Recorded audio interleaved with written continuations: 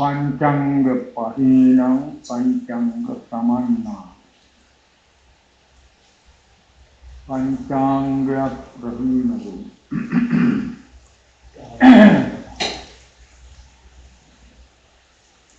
कामचंद व्यापाद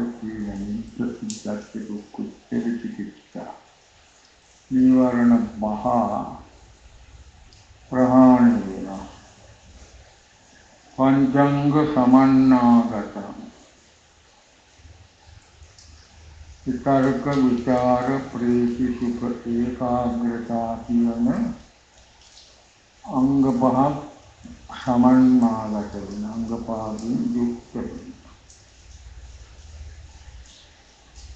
एक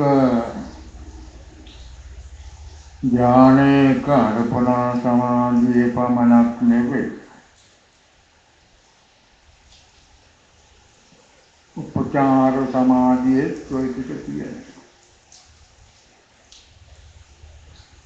सर्व प्रकारेण नतु अटये कारणातिक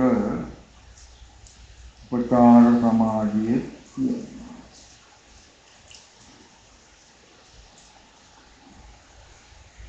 मेवाइकिंग भावना मनसिकारे पवत्तन्न निवेदिं जनगण्य कितिं होंडा पंचांग पहीनं पंचांग समन्नागतम् त्रिविध लक्षणं त्रिविध कल्याणं दश लक्षणं त्रिविध कल्याण मूल मध्य अग तुम अवस्थाओं में यहाँ पर सुधार गुरु देवसना कलदार में सत्य माने त्रिविध कल्याण के मूल मध्य अग तुम पुलमा यहाँ पर में सत्य वाद के रुमस्तम त्रिविध कल्याण दश लक्षण लक्षण दहाया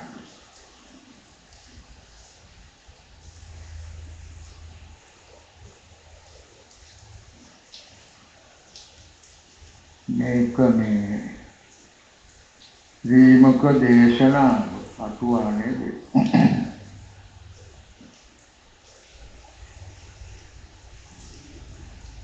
एक तुनत बेदन आदि कल्याण मध्य कल्याण परियोसान कल्याण मूल यहाँ पर मध्य यहाँ पर अग यहाँ पर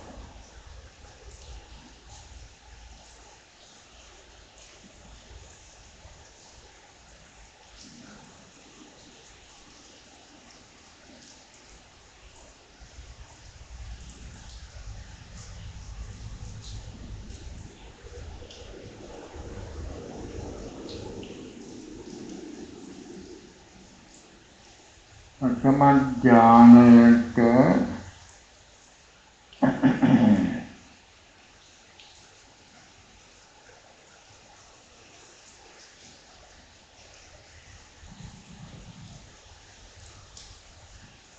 प्रतिपदाय शुद्धि देने के समय आदि मूलक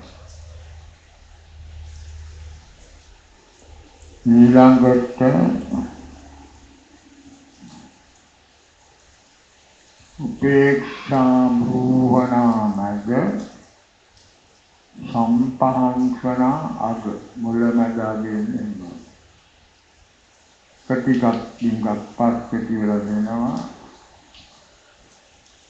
pertama jane gana baru ni प्रतिपदा विशुद्धि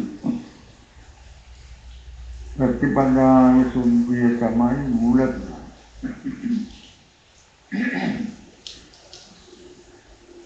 नंदतियान्य उपेक्षा भूवना उपेक्षा वदी आगतियान्य संपादना सत्तुकुली ඥානලාභිය සන්තෝෂයටපත් වෙන අවස්ථාව. ඒ තුන තමයි ආදි කල්යාණ, මධ්‍යේ කල්යාණ, පරියෝගාන කල්යාණ. මුල යහපත්, මැද යහපත්, අග යහපත්.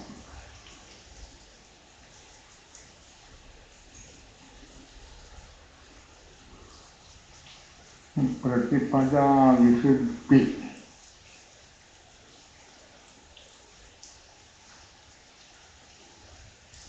ප්‍රථම ඥානයේ ප්‍රතිපදා විසුද්ධි කියන්නේ මුලින් ඉඳලා කරගෙන යන භාවනාව උපචාර සමාධියට එනවා. උපචාර සමාධියට එනකම් කෙරෙන වැඩපිළිවෙල භාවනාව එකට කියන ප්‍රතිපදා විසුද්ධි කියලා. සත්‍ය විසුද්ධිය කියන එක නෙවෙයි.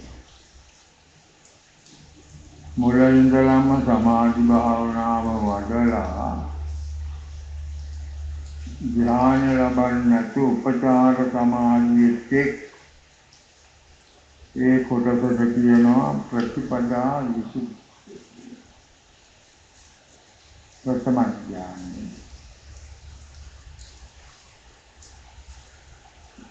ඒ ප්‍රතිපදා විසුද්ධියේ ලක්ෂණ තුනක් තියෙනවා.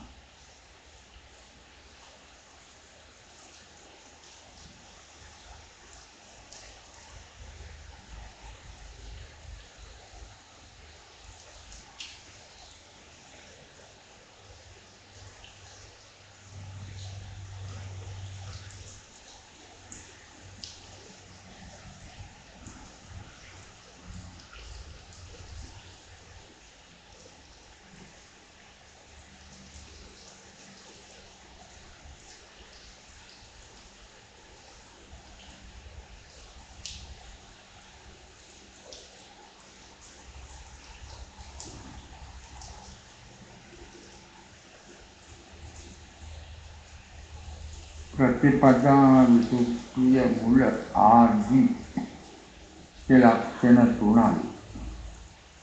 ප්‍රථම ධ්‍යාන මොකද්ද?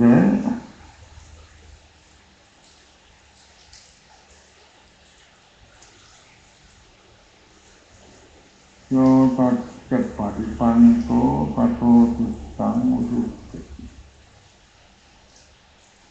ඒ සමාධියට විරුද්ධ ප්‍රතිපක්ෂ නීවරණාදි කෙලෙස් කියනවා නම් ඒ කෙලෙස් වලින් පිරිසිදු ඒක පළවෙනි ලක්ෂණය. උපචාර සමාධියක් හරි අර්පණා සමාධියක් හරි උපදවා ගන්නාම ඒ සමාධියට ප්‍රතිපක්ෂ කරන කියනවා පොදුවේ සලකනකොට සියලු කෙලෙස් නැත්නම් නීවරණ ගන්න. ඒවා ප්‍රතිපක්ෂ කරනවා. ඒවායෙන් චිත්ත මිදෙනවා. ඔන්න පළවෙනි ලක්ෂණය. මේ කෙලෙස් වලින් නීවරණයන්ගෙන් චිත්ත මිදෙනවා. පළවෙනි ලක්ෂණය.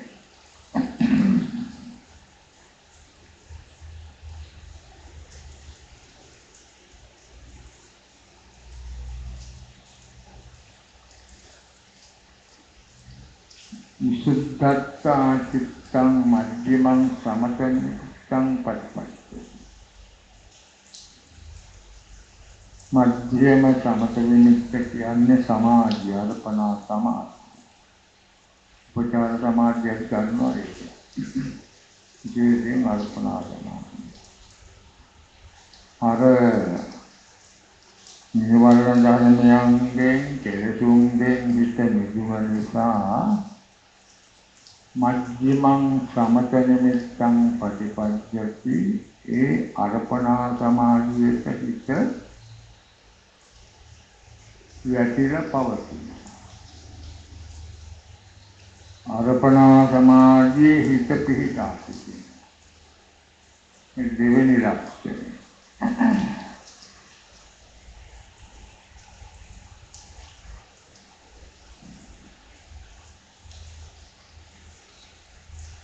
ඉතින්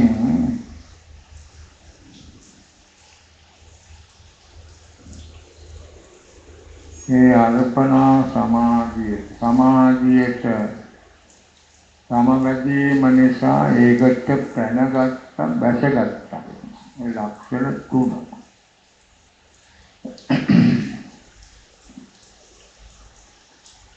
ප්‍රථම ඥානයෙන් ත්‍රිවිධ කල්යාණ දස ලක්ෂණ කියලා කිව්වා.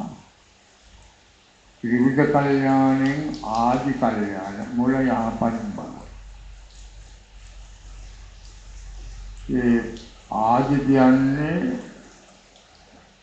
සමාජයේ ලබන තුරු ඇති කරගන්න මේ මූලික වැඩපිළිවෙලට ඒකට කියනවා ප්‍රතිපදා විසුද්ධි. ඉතින්දී සමාජයේ ප්‍රතිපක්ෂ ධර්මයන්ගෙන් හිත මිදෙන මේක පොඩ්ඩක් ගැඹුරු ගතියෙන් උත්සාහයෙන් කල්පනා කරලා තේරුම් ගන්නවා.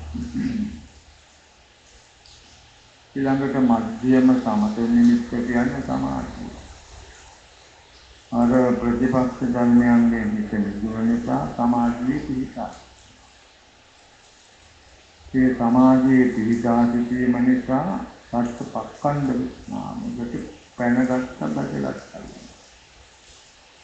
ඔය ලක්ෂණ තුන තමයි. ප්‍රථම ධානයේ උපචාර සමාධියක් සෝකට ඇතුළත්. ඒකේ ලක්ෂණ තුන තමයි. මූල යහපත් කියන්නේ ලක්ෂණ තුන.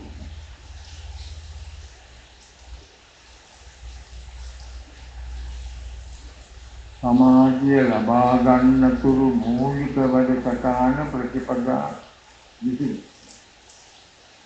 එතෙන්දී සමාධියට විරුද්ධ ප්‍රතිපක්ෂ ධර්මයන්ගෙන් හිත මිදෙන්න. ඒක ප්‍රථම ලක්ෂණය.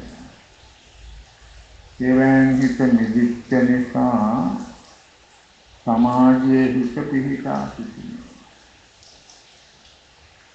සමාධියේ හිත පිහිටා සිටීම ඒකට බැටගත්ත පැනගත්ත වේ. ඕකයි ලක්ෂණ තුන.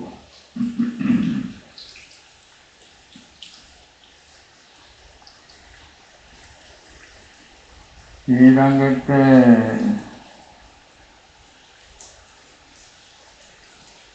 ප්‍රථම ඥානයේ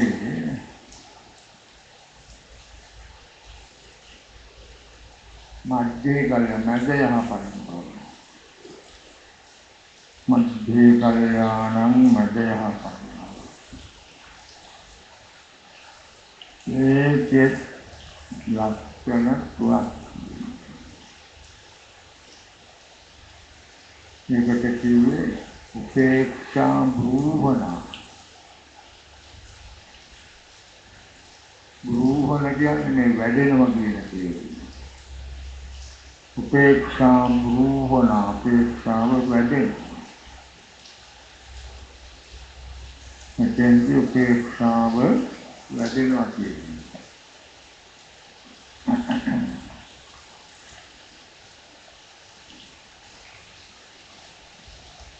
ඒකට ලක්ෂණ තුනක්.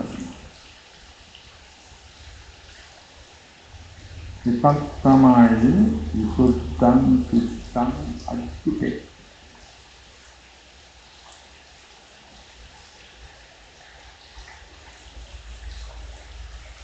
විසුද්ධං චිත්තං අච්චුතේ.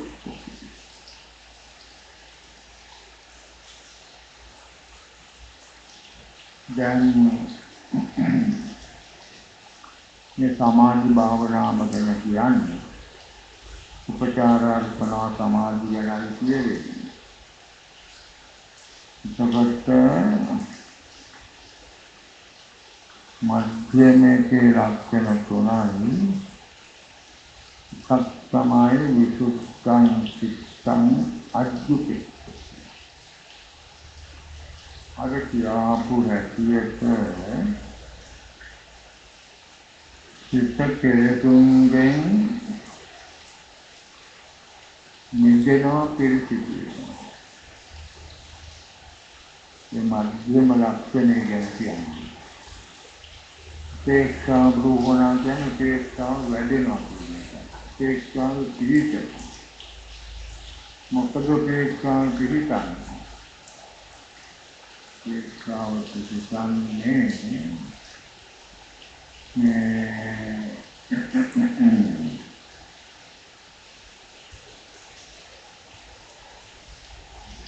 අර කෙලෙසුන්ගෙන් නීවරණයන්ගෙන් පිරිසිදු වන සිත පිළිබඳව උපේක්ෂාවයි. දැන් අපි මේ සමාධි භාවනාව උනත් කරන්නේ සිත කෙලෙසුන්ගෙන් මුදා ගන්න. සිතේ තියෙන කෙලෙස් අයින් කරගන්න. දැන් මේ සමාධියට හිත වැටුණාම සිත කෙලෙසුන්ගෙන්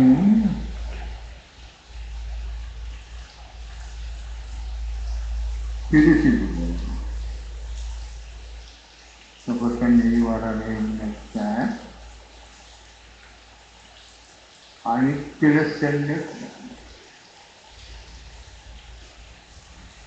සබත භාවනා යෝගයට තියෙන්නේ උපේක්ෂාවෙන්. මොකද තමන් බලාපොරොත්තුෙන් භාවනා කරේ හිත කෙලෙසුන්ගෙන් මුදා ගැනීම.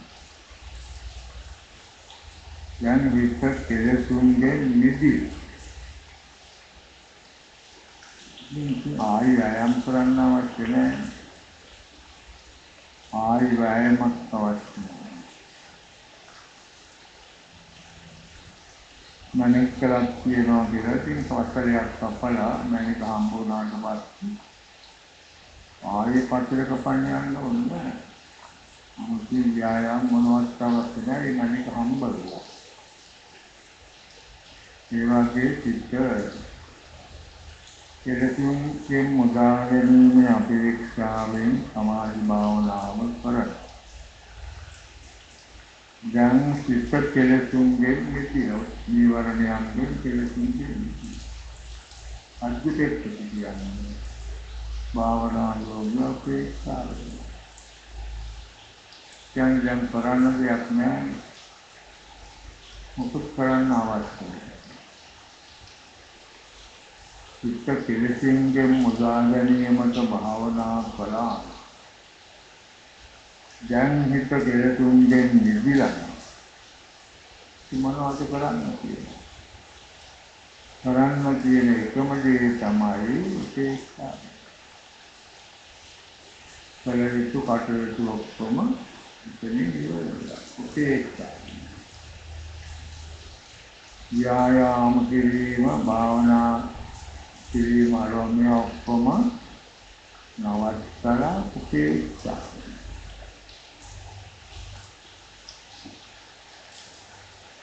ඔය මගේ යහපත් එකේ පළවෙනි ලක්ෂණය.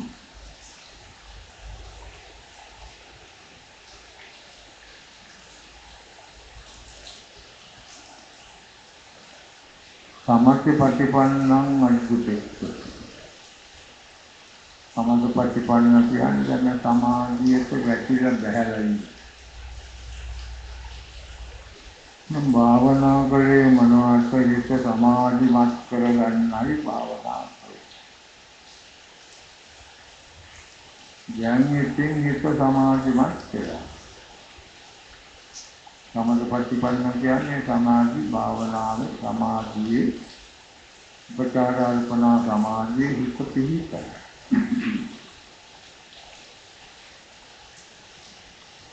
ඉතින් උපචාරාල්පනා සමාධිය උපදව ගන්නයි භාවනා කරන්නේ. දැන් උපචාරාල්පනා සමාධිය ඉපදිලා. ඉතින් ආයි වෑයම් කරන්න අවශ්‍ය නැහැ. සුවමනාගේ කෙරේ. ඒ නිසා යෝගාවචරය උපේක්ෂා වෙනවා. උපේක්ෂාවෙන් යුක්ත වෙනවා. තුන්වෙනියට ඒකච්චුපට්ඨානං අද්දුප්පති. ඒකච්චුපට්ඨානං කියන්නේ සිත එක්ක අරමුණක පිහිටීම. මුලින්ම භාවනා කරේ සිත එක්ක අරමුණක පිහිටවා ගැනීමටයි. දැන් හිත එක්ක අරමුණක පිහිටලා. ඉතින් ආයි එක්ක අරමුණක පිහිටවන්න යන්න ක්‍රියා කරන්න අවශ්‍ය නැහැ. උපේක්ෂා. ඔබ තමයි උපේක්ෂා භූමනා කියන්නේ. ඔයකින් තේරුම් ගන්න කොහොමදයි? ඉතින් භාවනා කරන අයට මේ ඉගෙනගෙන යුක්තව භාවනා කරනකොට ඔය ඉගෙනගන්න. මේ කොහොමද කුසින් දින්ගක් හරි තේරුම් ගන්න එකත් හොඳයි. ඔය දෙවෙනි එක මධ්‍යම කල්යාණ නැදේ හපත් කියන්නේ ඔබ තමයි.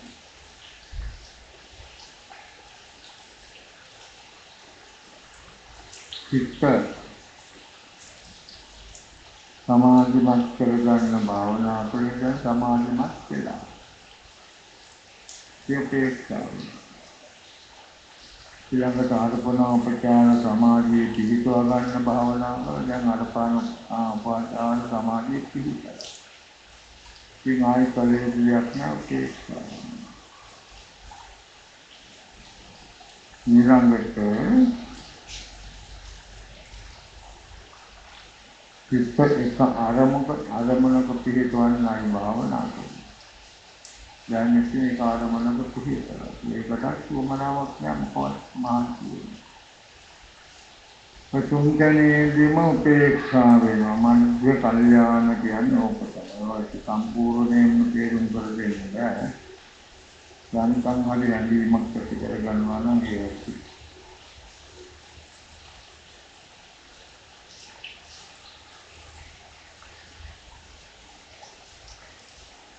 ඊළඟට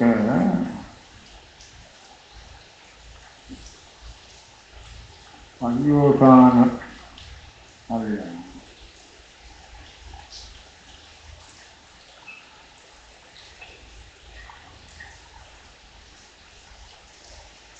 ඥානයේ අගයහපත් බව බාබුවේ ලක්ෂණ හතරක් තියෙනවා. ඒකට ලක්ෂණ හතරක් තියෙනවා.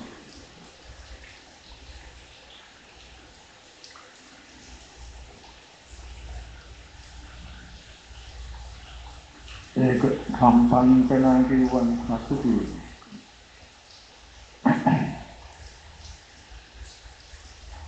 තමන් උපදවාගත්තේ සමාධිය පිළිබඳව හසුතු වෙන්නේ.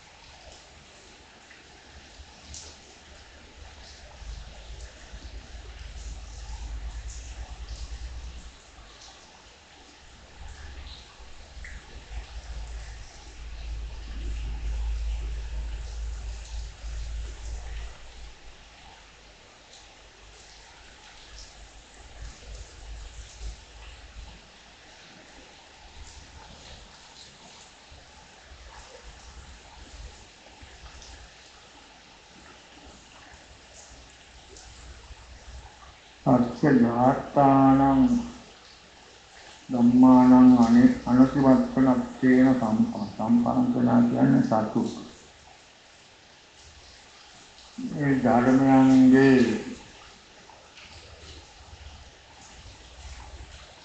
සමම පැවතීම කියන්නේ සමාධි ප්‍රඥා දෙක.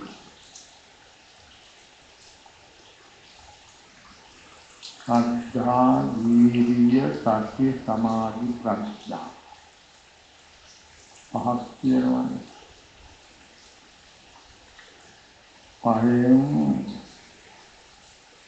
සතිය කියන එක අහකට ගන්නවා.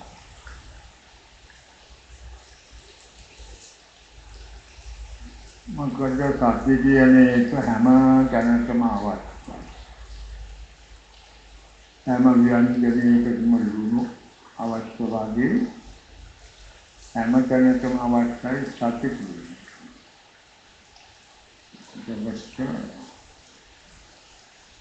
ශ්‍රද්ධා, වීර්ය, සති, සමාධි, ප්‍රඥා.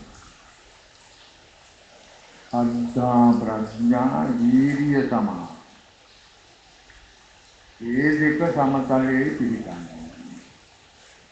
මේ අවස්ථාව වෙනකොට එහෙම පිහිටනවා. ශ්‍රද්ධාවයි ප්‍රඥාවයි.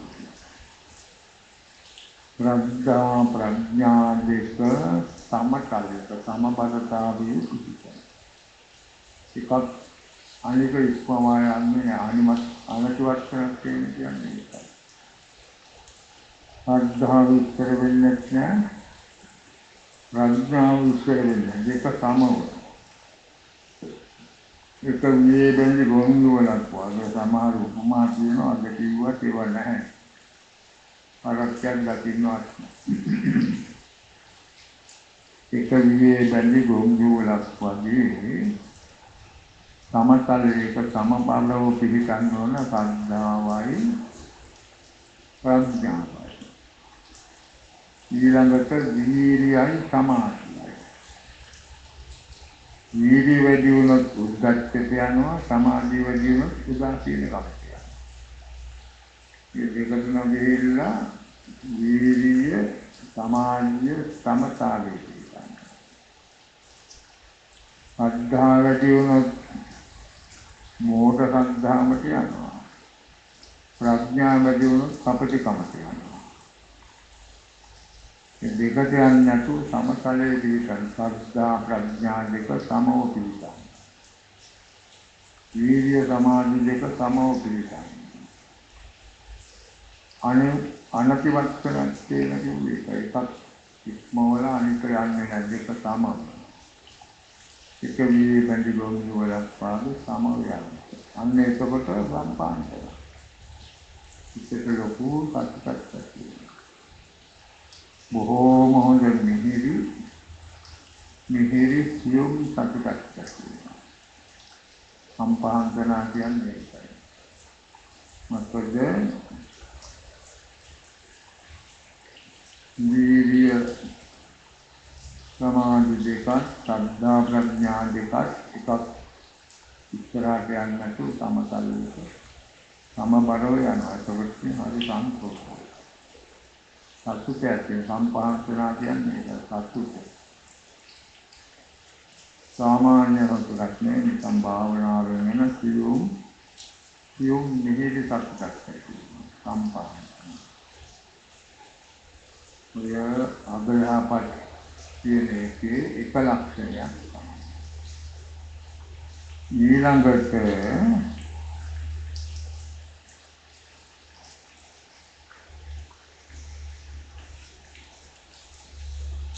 ඉන්ද්‍රියාණං ඒක රසත්තේන සම්පතං.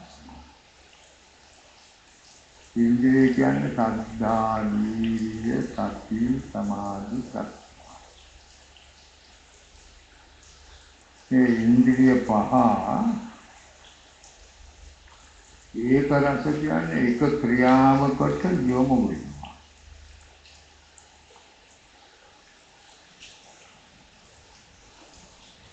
එක ක්‍රියාවක් කරනවා. ඉන්ද්‍රියන්ගේ ඒක ස්වභාවය කියන්නේ ඒකයි.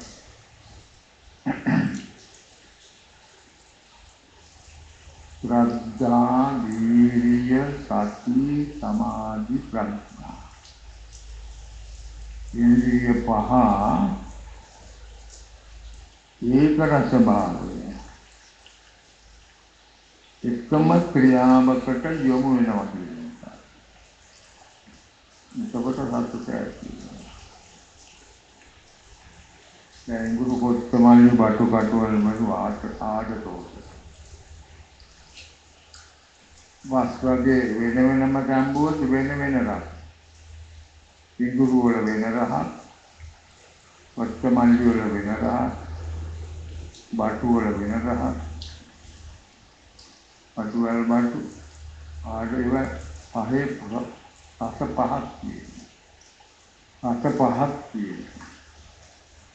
එයාගේ සද්ධා, වීර්ය, සති, සමාධි, ප්‍රඥා කියන ඵලයේ ක්‍රියාකාරීත්ව පහක්. ඉතින් අර ඉඟුරු කොත්තමල්ලි බටු බැලලු ආඩතෝද. එකට දාලා තැඹුවාම අර වෙන වෙන රහ නැහැ. පොදු රසක් තියෙනවා. මේක ඉඟුරු රසය කොත්තමල්ලි රසය කියලා වෙන් කරන්න බෑ. පොදු රසක් තියෙනවා.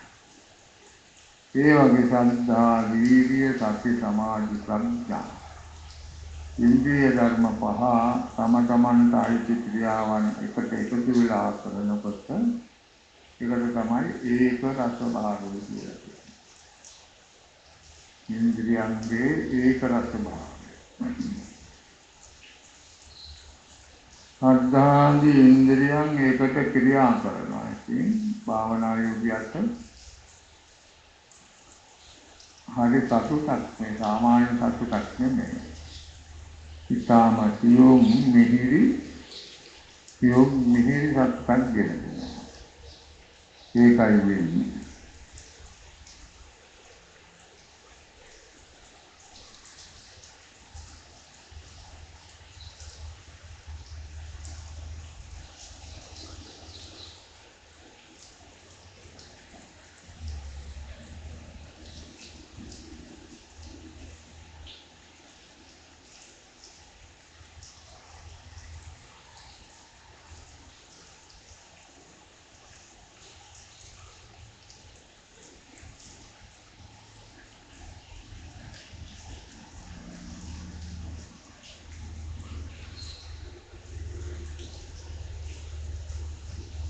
ඊළඟට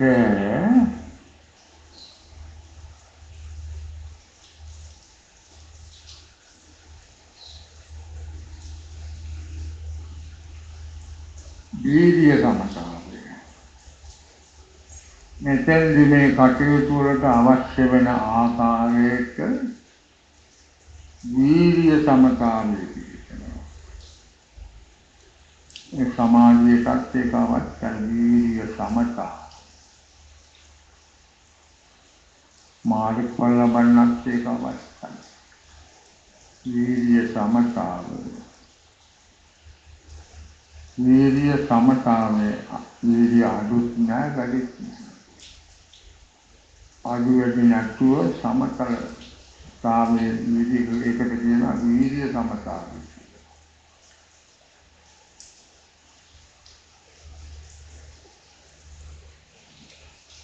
ඉතින් මේ සෝනපෝලි විසාම දුරුවනේ යටින පතුල් වල දියපත් නැගිලා වැක් කරනකම් අධික වීර්යම් භාවනා කරලා යුරු වඩින තරම් කල්පනා කරලා බුදුහාමුදුරුවෝ වැඩ බණ කිව්වා. ඔබ වැඩි අන්තිකට ගිහිල්ලා ඔබ වැඩි වීර්ය සමතාවයේ පිළිපදවා ගන්න. ඊනාවේ තත් සමහඬට හරවලක කරන්න වගේ වීර්ය සමතාවයේ කරගන්න. ඒ උපදේශයේ අනුව තමයි උන්වහන්සේලා අධික වීර්ය අඩු කරලා සමතලයේ මෙතන කියන්නේ වීර්ය සමතාවය. ඒකත් අන්දරට වීර්ය සමතාවයේ පිළිපියාම හිත ලොකු සතුටක් තමයි. සාමාන්‍ය සතුටක් නෙමෙයි, සියුම් මිහිරි සතුටක්.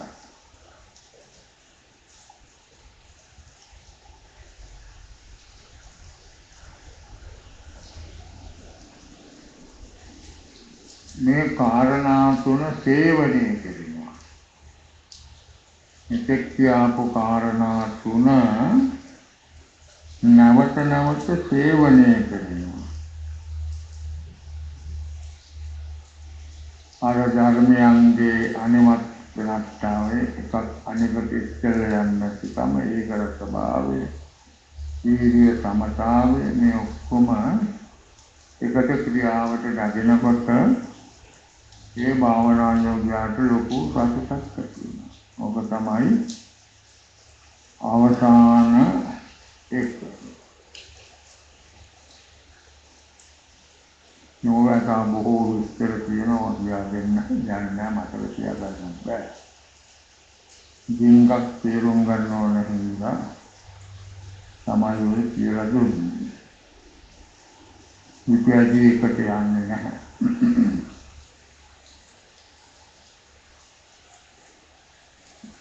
ඉතින් ඊළඟට මේ සමාධිය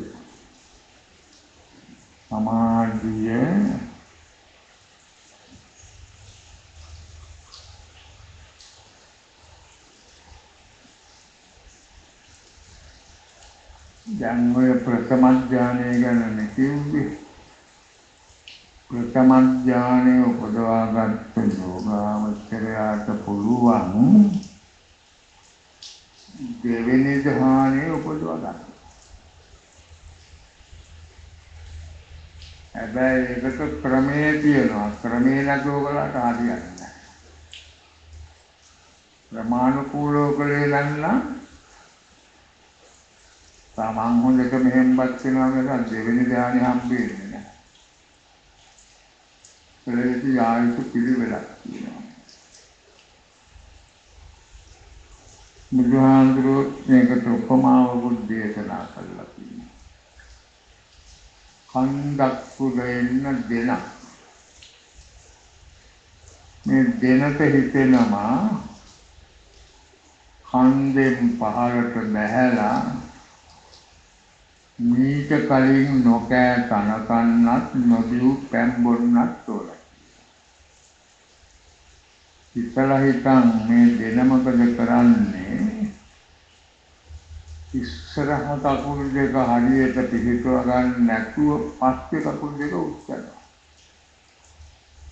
ඉස්සරහ කකුල් දෙක හරියට පිහිටලා නැහැ. පස්සේ කකුල් දෙක උස්සනවා.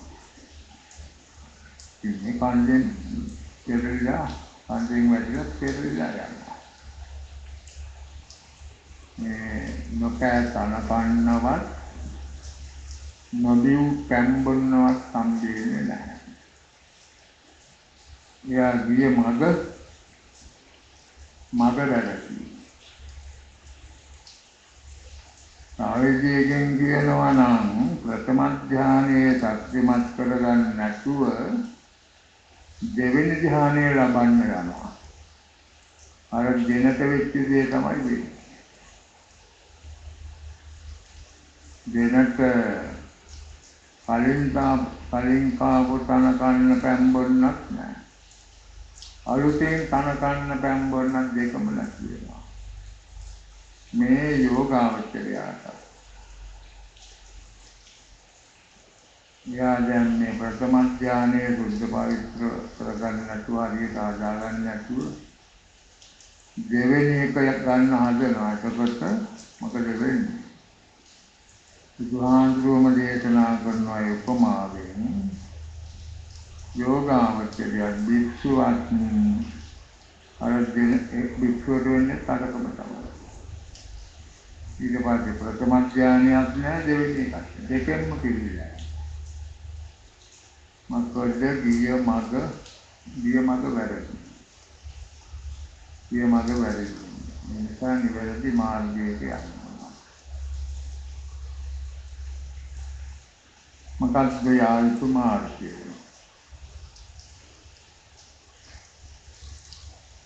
සමාධිය. මෙතන මේක බොහොම වැදගත් කාරණයක්.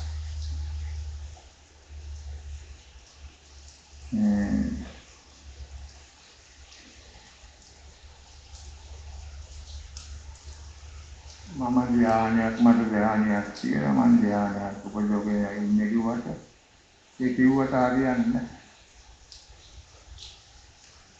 ඒක සමන්ත ප්‍රත්‍යක්ෂ වෙන්න ඕනේ.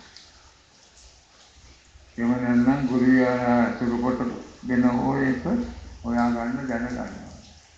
නිකන් කිව්වට හරියන්නේ නැහැ. මේක හුඟා කිච්චර කියේ එකක් කිච්චර කියන්න කාලේ ගන්නේ නැහැ. සංකාලයෙන් තිබුණේ අර ප්‍රථම ඥානයේ ඇති වෙන හැටි. විචාරික විචාර පීතිපී කාන්ත පංචංග පරිණාම පංචංග ගමන්නාගතං සිව්ද කල්යාණං දස ලක්ෂණං විස්තරේ කිව්වනේ. ඉතින් අපි හිතමු ධ්‍යානයක් ලැබෙනවා කියලා. Taman දන්නේ නැහැ ධ්‍යානයක් ලැබුණාද කියලා Taman දන්නේ නැහැ. නමුත් Tamanම හොයා ගන්නට ඕන වෙන කරන්න දෙයක් නැහැ. මොකද කරන්න තියෙන්නේ? මූලික කටයුතු පූර්ව කටයුතු කරලා මම උපදවාගත්තු සමාධියට සමවදිනවා කියන අධිෂ්ඨානයේ සබාලා ඒ සමාධි භාවනාව කරන්න. අධිෂ්ඨානයේ සබාගෙන. එහෙම කරනකොට එකපාරටම මේක වෙන්නේ නැහැ. දැන් ධ්‍යානයට සමවැදීමේ අපේක්ෂාවෙන් භාවනා කරනවා.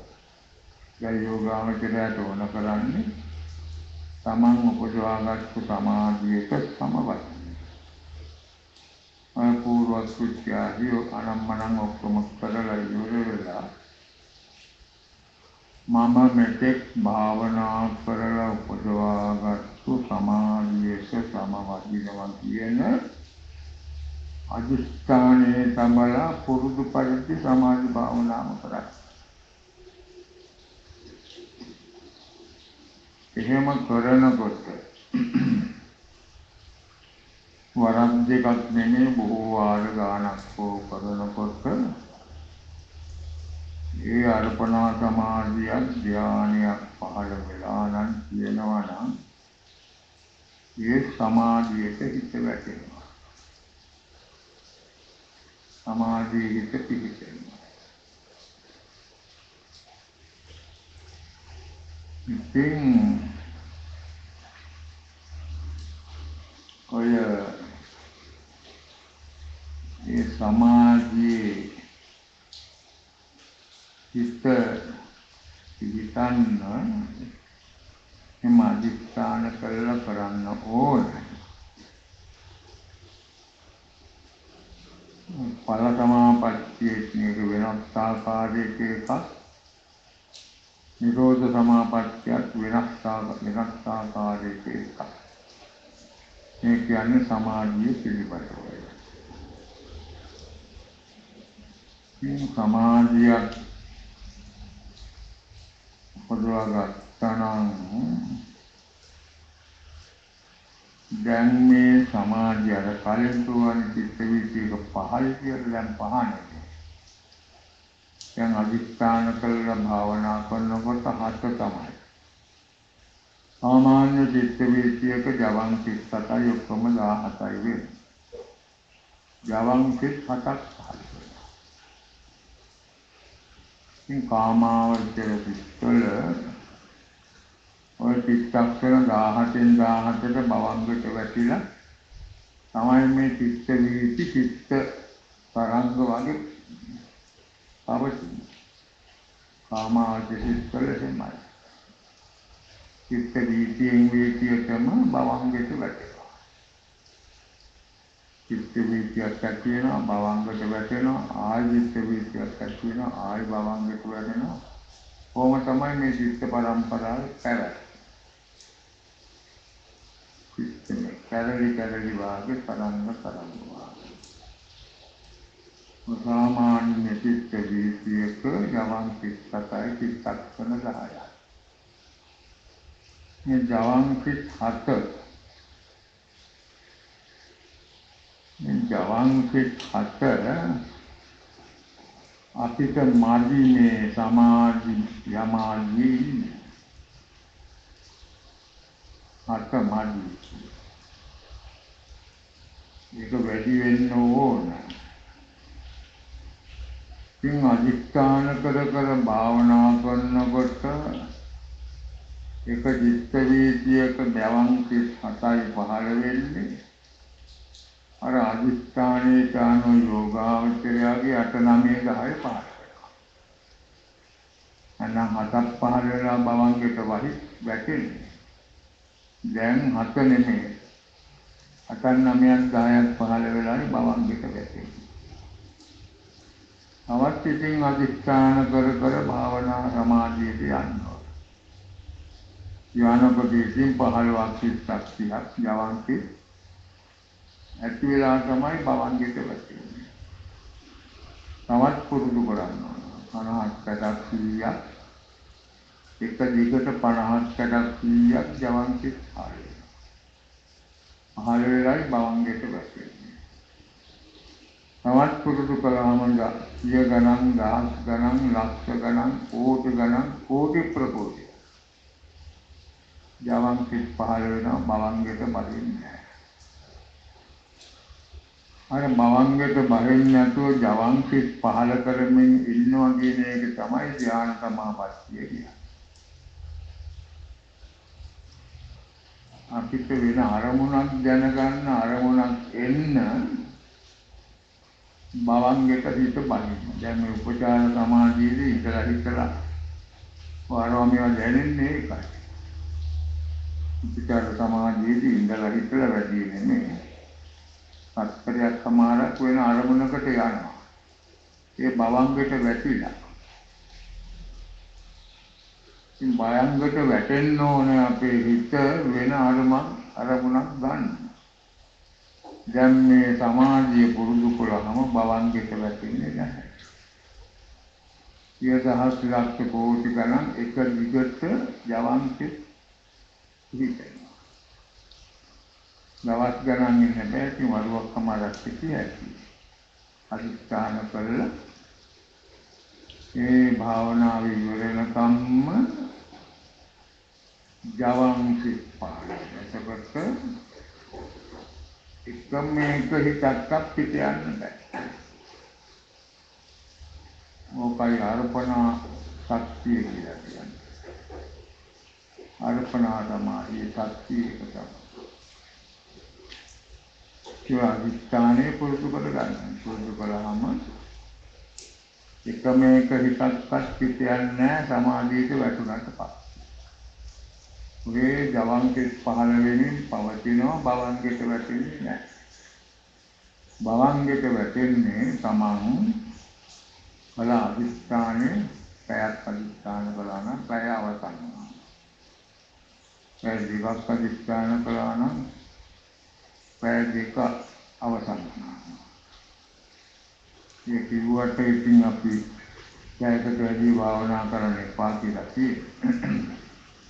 පැයක් භාවනා කරනවා නම් පැය අවසන් වුණාම තමයි අර ජවන් සිත් පරම්පරාව අවසන් වෙලා භවංගයට වැටෙන්නේ. එතකොට ඥානෙ නැගී හිටියද ඔන්න ඔකයි තියෙන්නේ.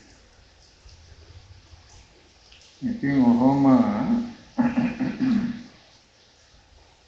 හොඳට ප්‍රගුණ කරන්න ඕන.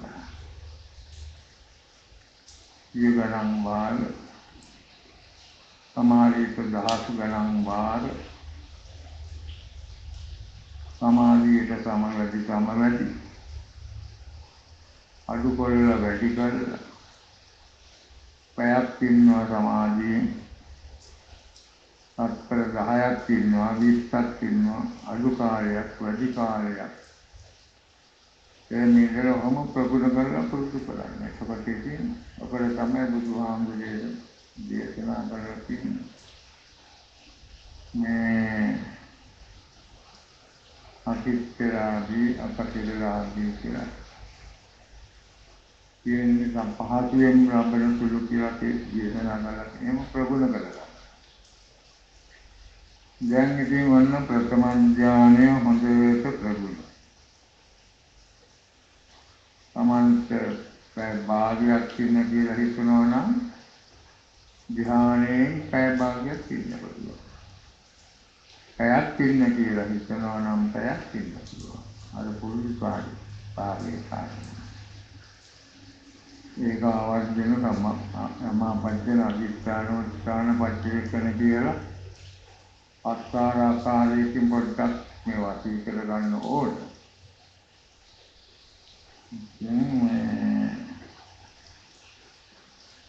නිකාමලාදී අභිෂ්ඨලාදී අපතිරලාදී කියලා දේශනා. කොහොම පහසුවෙන් මේ ධ්‍යාන පරිවර්තනය කරන්නේ අපලන්න පුළුවන්. කොහොම හොඳට පුරුදු කරගන්නවා. ධ්‍යාන සමාධිලා ඉන්න. ඉතින් අපි නම් කියන්නේ බයකට වැඩි ඉන්න කියලා මොකද දීර්ඝ කාලෙ ඉන්න ගියොත් එයාට ඉතින් ඔයාට උපදෙස් දෙන්න වෙනවා. ඉතින් උපදෙස් නැහැ නේ. උපදෙස් නැතුව භාවනා කරන්න හොඳ නැහැ. ඒ නිසා පැයක් විතර කළාම ඇති. පැයක් විතර නම් අධිෂ්ඨාන කරලා කරන්න පුළුවන්. එතකොට තමන් කොහොමද මේක තේරුම් ගන්නේ? ආරම්භදී පොඩ්ඩක් එහාට මෙහාට පිට යන්න. සමාධියට වැටුණාම අවසන් වෙනකම් එකම හිතක්වත් යන්නේ. එකම එක හිතක්වත්. අරමුණෙන් පිට යන්නේ. අලෝල තිබ්බා වගේ. යන්නේක් ගාන වෙල්ඩින් කරලා තිබ්බා වගේ. එකම එක හිතක්වත් යන්නේ. ඔන්න ඔකට තමයි අර්පණා සමාධිය කියන්නේ. ඒක තේරුම් ගන්න ඕන. මේ සමාධියේ ප්‍රගුණතාවය. ප්‍රගුණ කළාම එකම එක හිතක්වත් හිත නොයා තමන්ගේ සමාධි සුවයෙන් ඉන්න පුළුවන්. ඔය තාතීතේ ස්වාමීන් වහන්සේලා ඉන්පස්සාපතෝරු කොහොම තමයි ඉඳලා තියෙන්නේ. අද වාගේ ඔරලෝසු නැහැ ඉතින්. අලාතරකින් තියෙනවා ඉතින් වෙලාව වදින මොකද්ද උපකරණයක් තිබිලා තියෙනවා. ඒක තරම් සාර්ථක නෑ වගේ තියෙනවා. වෙලාව වදින උපකරණයක්. නැත්නම් මඩ පායන සුළු අහවල් තරුව පායන සුළු මේ ප්‍රමාණයට නැගෙන දුරුවම තමයි වෙලාව ගන්න. අරගෙන මේ සමාධිය වලට සම්බන්ධ.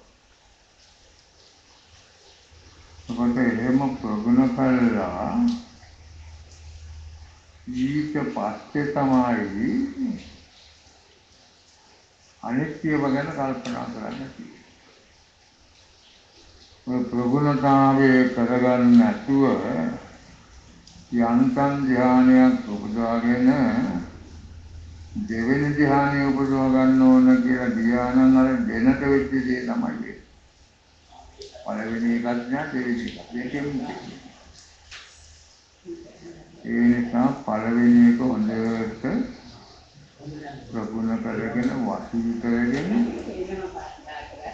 අර නිකාමලාභී අතිත්‍යලාභී අපතිරලාභී කියලා දේශනා කරලා තියෙනවා.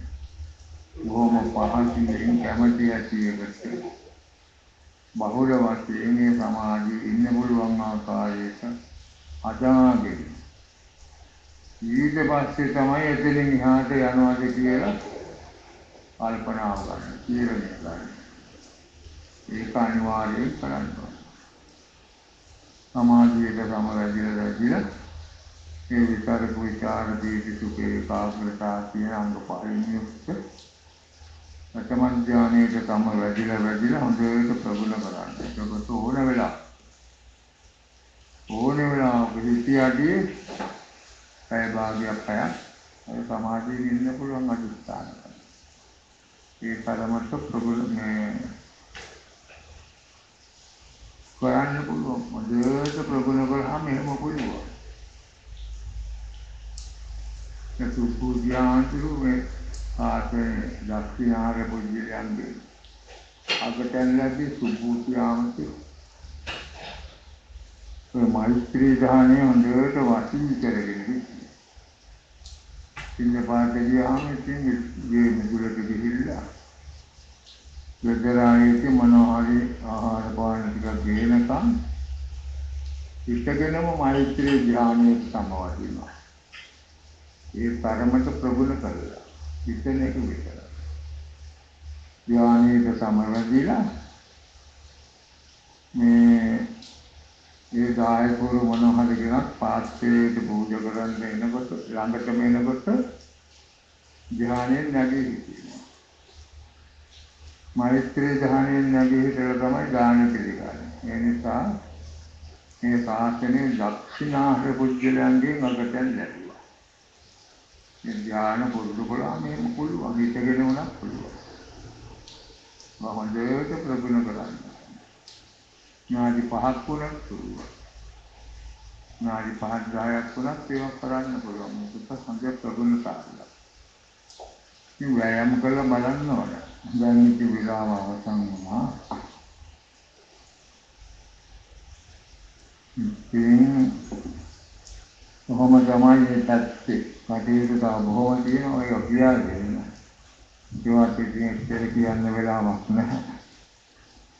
සමාධි භාවනා කර්මස්ථාන පිළිබඳව කරුණෝත් කන්දීරි මාදි වශයෙන් කරගත් සියලු කුසල ධර්මයන්ගේ හේතුවෙන් හැමදෙනාටම උතුම් අමා මහ නිවන් දකින්න හේතු වේවා කියන ප්‍රතිඥාවයි.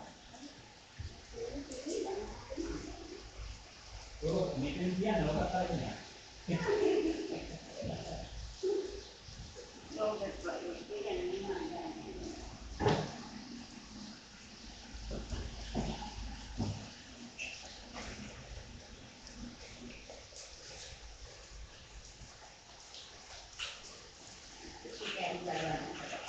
ඒක නේ.